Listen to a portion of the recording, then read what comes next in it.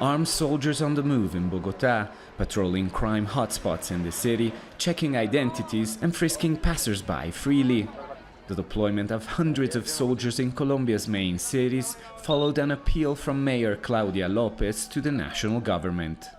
En ningún caso habrá militarización de Bogotá. This is not a militarization of the city, but it is convenient for the army to support the police in two tasks: dissuading crime and searching for weapons. While critics say the measure is dangerous and unconstitutional, some believe it's a necessary evil.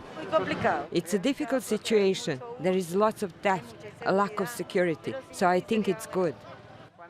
Robberies and violent crimes have seen a sharp upward spike since the economy started to recover after months of coronavirus confinement. So far this year, the city has registered 754 murders, a 15.7% increase, and more than 65,000 robberies.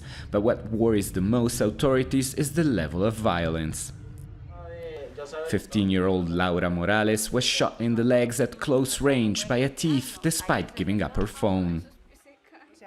It's crazy to attack a defenseless child. I can understand mugging an adult, but now they are shooting kids. I can't understand how anyone could do that. The situation has become so dangerous that some banks are offering insurance to protect ATM withdrawals. For less than $2, you're protected for 2 hours in case of robbery.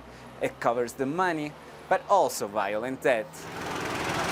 Domestic military deployment remains controversial in a country just emerging from decades of war. When soldiers were deployed with the police in May in response to anti-government protests, it sparked international condemnation when dozens were killed. Experts say that repeated studies in Latin American cities show that deploying the army does not improve security. What it shows is the inability of the local and national government to manage security policies properly, and it shows that nobody prepared for a wave of crime so strong as the one we're dealing with. The pandemic has increased poverty levels in Colombia to more than 40%, and nearly 1 in 5 people is unemployed. A desperate situation for many, and few believe soldiers on the street is anything more than a temporary solution. Alessandro Ampietti, Al Jazeera, Bogota.